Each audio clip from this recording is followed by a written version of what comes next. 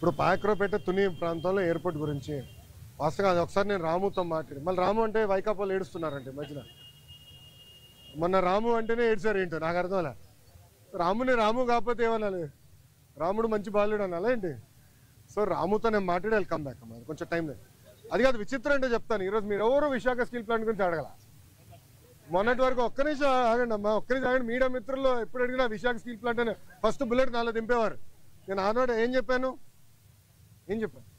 ప్రైవేటీకరణ జరగనీయము అవ్వదు mark my words అని చెప్పా ఈరోజు కట్టుబడి ఉన్నా స్వామి మేము కట్టుబడి ఉన్నాం ఎన్డీఏ ప్రభుత్వం ప్రజల దయవల ఇదేదో మేము మా గొప్పతనం కాదు ప్రజలు అద్భుతమైన మ్యాండేట్ ఎన్డీఏకి ఇచ్చింది కనుక ఈరోజు మేము మాట్లాడగలుగుతున్నాం భారతదేశంలో అనేక ఉక్కు ఫ్యాక్టరీలు ప్రైవేటీకరణ జరుగుతుంటే కేవలం ఒక విశాఖ ఉక్కు కాపాడుకోగలం దానికి కారణం మీరు ప్రజలు మాకు ఇచ్చిన మ్యాండేట్ 7 నెలల్లో స్టెబిలిటీ కోసం సుమారుగా 1300 నుంచి 1600 కోట్ల రూపాయలు స్టెబిలిటీ కోసం తీసుకొచ్చాం ఇప్పుడు 11,000 కోట్ల రూపాయలు కేంద్ర ప్రభుత్వం నిధులు తీసుకొచ్చాం ఆంధ్ర రాష్ట్ర ప్రభుత్వంగా సుమారుగా 2,500 కోట్లు వేస్తున్నాం ఇది by way of water by way of power stability ఇచ్చడం సో ఉక్కు ఫ్యాక్టరీలో ఉన్న ఉద్యోగస్తులను కూడా కోరేది ఏంటంటే ఇది రెండోసారి మన కేంద్ర ప్రభుత్వం బెయిలౌట్ ఇస్తుంది మొదటిసారి ఇట్లనే ఎన్డీఏ ప్రభుత్వంలో తెలుగుదేశం పార్టీ భాగస్వామి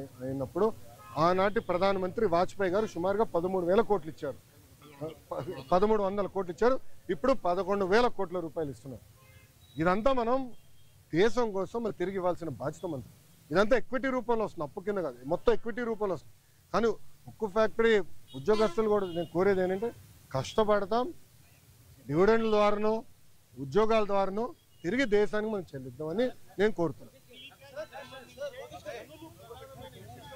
ఏదమ్మా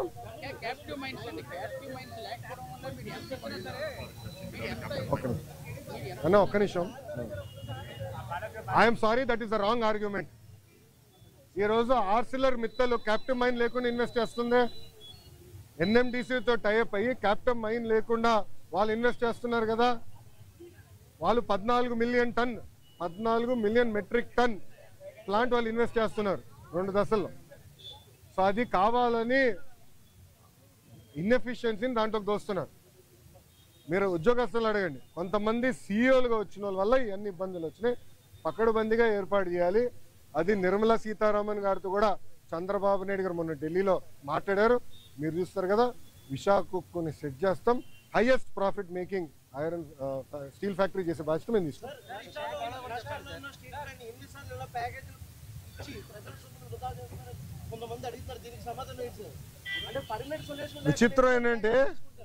విచిత్రం ఏంటంటే చేయకపోతే ఏమో ప్రైవేటీకరణ అని మీరే అడుగుతారు ఇస్తే ఏమో ప్రజల డబ్బు వృధా చేస్తాను అన్న ఒక మాట విశాఖ ఉక్కుకి చాలా ఎమోషనల్ అటాచ్మెంట్ ఉంది ఆంధ్ర రాష్ట్ర ప్రజలకు ఆనాడు విశాఖ ఉక్కు ఆంధ్రుల హక్కు అని ఎంతోమంది త్యాగాలతో విశాఖ ఉక్కు ఏర్పడింది కొంతమంది అధికారుల ఇన్ఎఫిషియన్సీ వల్లనే మళ్ళీ ఐఎమ్ రిపీటింగ్ కొంతమంది అధికారుల ఇన్ఎఫిషియన్సీ వల్లనే ఆ ఉక్కు ఫ్యాక్టరీ ఇలాంటి పరిస్థితికి వచ్చింది లేదంటే it is one of the highest profit making విశాఖకున్న టెక్నాలజీ కూడా అద్భుతమైన టెక్నాలజీ అన్నా నేను హైదరాబాద్లో ఇల్లు కట్టుకున్నప్పుడు విశాఖ స్టీలే వాడా ఇప్పుడు అమరావతిలో ఇల్లు కట్టబోతున్నా విశాఖ స్టీలే వాడతా ఎందుకంటే నాకు నమ్మకం ఉంది ఆ స్టీల్ మీద క్వాలిటీ ఒక్క నిమిషం వినండి పూర్తి క్వాలిటీ పైన నాకు నమ్మకం అంటే అంత మంచి టెక్నాలజీ ఉంది విశాఖ కొంతమంది లీడర్షిప్ వల్ల దెబ్బతిన అది నిర్మలా సీతారామన్ గారితో కూడా చర్చ జరిగింది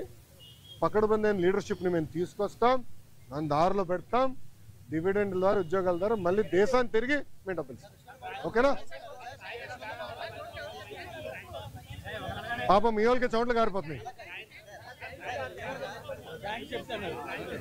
ఒక్క నిమిషం మళ్ళీ సమాధానం చెప్పొస్తే పారిపోయానని మీరే రాస్తారు బాగండి చెప్పండి సార్ సారీ రిపీట్ చేయండి సార్ సాయిరెడ్డి గారు ఏమన్నారండి రాజకీయ సన్యాసం తీసుకుంటున్నా అని చెప్పారు ఇంకా మళ్ళీ దాని పార్టీలో చేరేది టీడీపీలో చేరేది ఏమన్నా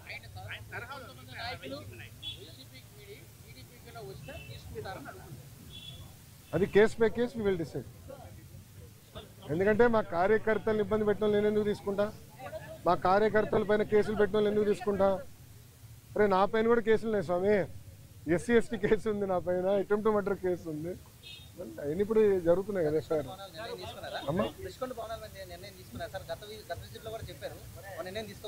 తీసుకోవాలమ్మా, ప్రజలకు ఓపెన్ చేయమంటారా? చూడాలేమో ప్రజలు కూడా. ఒక 3 నెలలు ఓపెన్ చేద్దాం.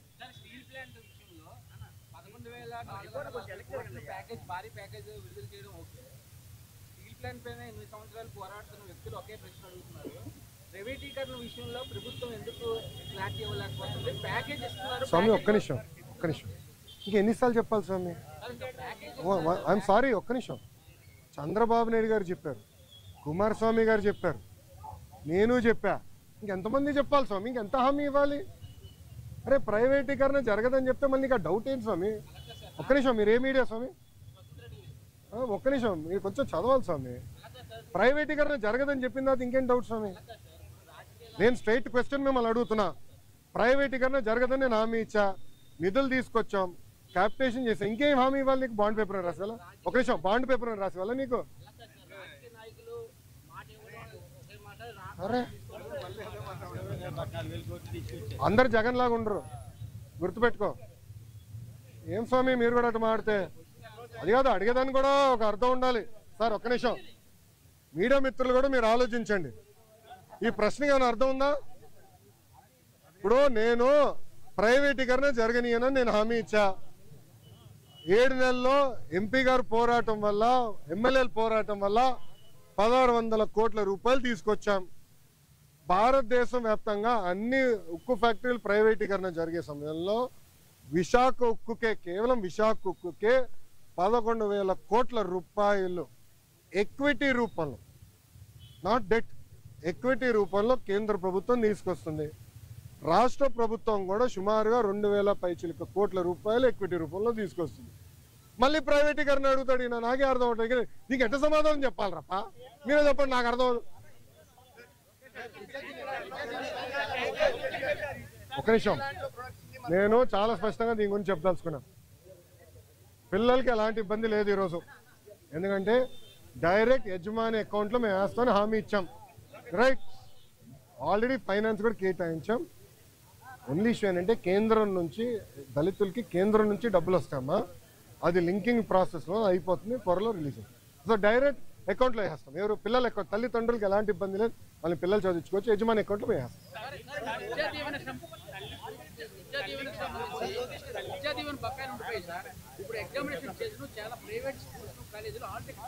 ఒక్క నిమిషం, ఎవరు ఇవ్వట్లేదు నాకు చెప్పండి, కఠినంగా యాక్షన్ తీసుకుంటా. ఒక్క నిమిషం, నేను యాక్షన్ తీసుకుంటా. ఒక్క నిమిషం, నేను యాక్షన్ తీసుకుంటా. ఒక్క నిమిషం అమ్మా, నేను పూర్తి చేయనండి సార్. ఆగండి సార్, సార్ మీరు వినండి. మేము కలెక్టర్ గారికి క్లియర్గా చెప్పాము, ఆల్ మేనేజ్మెంట్స్తో మాట్లాడమని చెప్పాము. ఎవరైనా అట్లా చేస్తే కఠినంగా మేము యాక్షన్ తీసుకుంటాం, దాంట్లో ఎలాంటి సందేహం లేదు. పిల్లలు ఆగే ఎగ్జామ్ రాసుకోవచ్చు, డైరెక్ట్గా కాలేజ్ అకౌంట్లో డబ్బులు వేసే బాధ్యత మాది. ఓకేనా? ఇప్పుడు ఒక నిమిషం, గత ప్రభుత్వం, ఒక నిమిషం చప్పట్లు కొట్టే మనలో, గత ప్రభుత్వం సుమారుగా 3,000 కోట్ల రూపాయలు బకాయిలు పెట్టిపోయింది. ఎందుకు పెట్టారో వాళ్ళని అడగండి, కోడిగుడ్డుని అడగండి ఒకసారి, ఎందుకు బకాయిలు పెట్టిపోయినాడు. 3,000 కోట్ల రూపాయలు మేము కట్టాల్సిన అవసరం, కడతాం, టైం పడుతుంది. ఇంకా ముందర ఇయర్ రెగ్యులరైజ్ చేయాలి, బకాయిలు కూడా ఫేజ్డ్ మేనర్గా మేము చెల్లిస్తాం. ఓకేనా?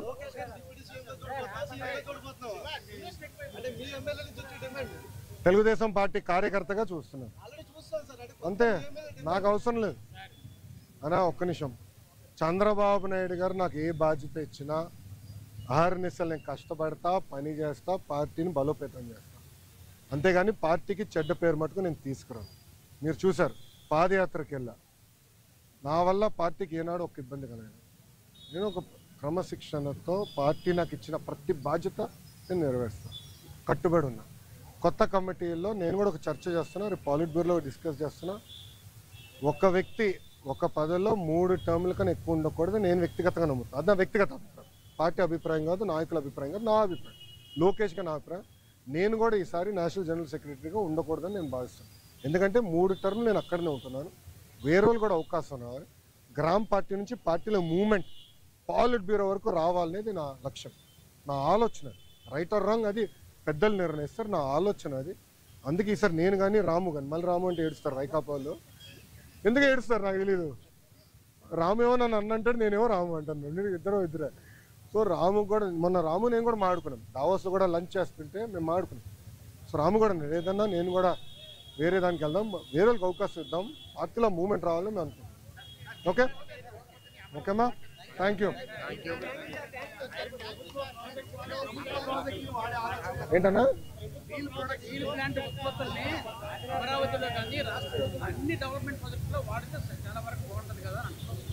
అన్న కరెక్ట్ అన్నా, కానీ దానికి ఏమవుతుందంటే అది లీగలీ బైండింగ్ ఆపవచ్చు, అది ప్రాబ్లం.